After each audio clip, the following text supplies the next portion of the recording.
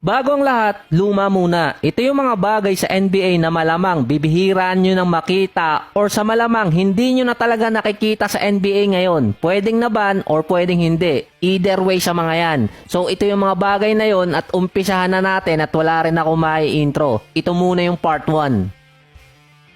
So, umpisahan natin sa jersey. Actually, nagawan ko na to dati pero kasama sa topic, yung sleeve type jersey sa NBA. Sinimulan tong gamitin ng 2013 season na tumagal lang din ng nasa 4 na taon. Iconic jersey din yun dahil ito yung ginamit ni LeBron at ng Cavaliers noong 2016 NBA Finals Game 7 na makabalik ang Cavs sa 1-3 deficit at nag-champion sila. So sa pagtagal ng panahon, magkakaroon na yun ng historical value, lalo na yung sinuot ni Kyrie at ni LeBron. Ang main reason lang kung bakit ginamit yung sleeve jersey, dahil nga nung 2013, kakagaling lang nila noon sa lockout at kailangan nilang makabawi ng revenue at panibagong commissioner na rin kasi noon.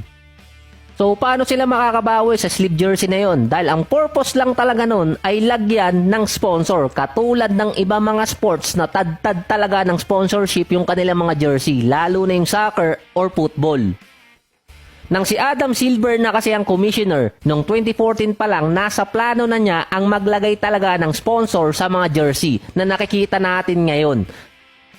Actually, tumaas talaga yung revenue ng mga teams nung maglagay sila ng mga sponsor sa kanilang jersey. Yung Rakuten nga, nagbabayad sa Golden State ng nasa $20 million per year.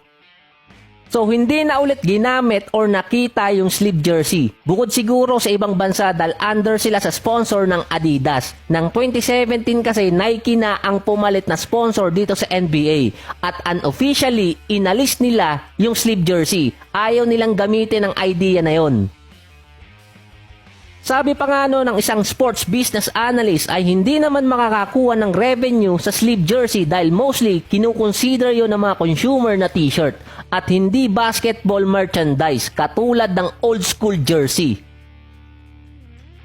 So sabi nga nila ay nagkaroon ba daw talaga ng mascot ang Golden State noon. So ito yung makikita nyo dati sa logo talaga ng Warriors noong mga 2008 pababa. Makikita nyo yung kulay blue na parang tao.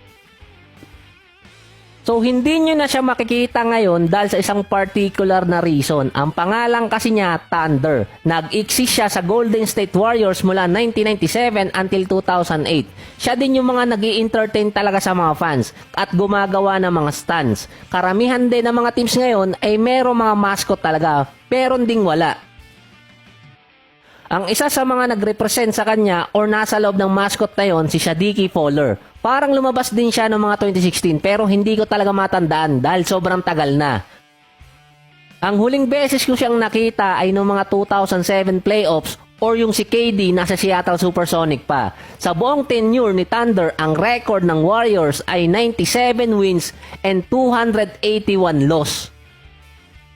So bakit nga ba nawala si Thunder, ang mascot ng Golden State Warriors? Simple lang, dahil sa OKC Thunder. Sabi no ng isang writer, dahil sa walang originality ang OKC na lumipat mula Seattle Supersonic, ay hindi na pwedeng gamitin ng Golden State yung kanilang mascot at kailangan nilang mag-rebrand ng panibagong logo. At yan yung nakikita natin ngayon. Si Thunder, kahit sabihin natin hindi maganda ang record niya sa Golden State, iconic pa rin siya dahil nga nag-match siya sa logo mismo ng team, katulad din nung sa iba. Pero itong si Thunder, para kasing may kapatid na mascot yan or kamukha talaga, kayo na ang humusga kung mga Warrior fans kayo since We Believe era pa. Mapapagkamalan mo kasing talagang si Thunder, itong si G-Man, ang main mascot dati ng Wizards. Siya yung tinalunan ni John Wall sa Slam Dunk Contest. Halos parehas din kasi sila ng kulay at yung antics ni Thunder. Sa ngayon, parang hindi ko na rin nakikita si G-Man. Yung mga fans ng Wizards nga dati, nagpo-post pa sa Twitter yan na finding G-Man. Bigla kasi siyang nawala. So, hindi ko na rin siya napapansin. Kasi mostly, si G-Wish na ngayon ang mascot talaga na napapansin ko dito sa Wizards.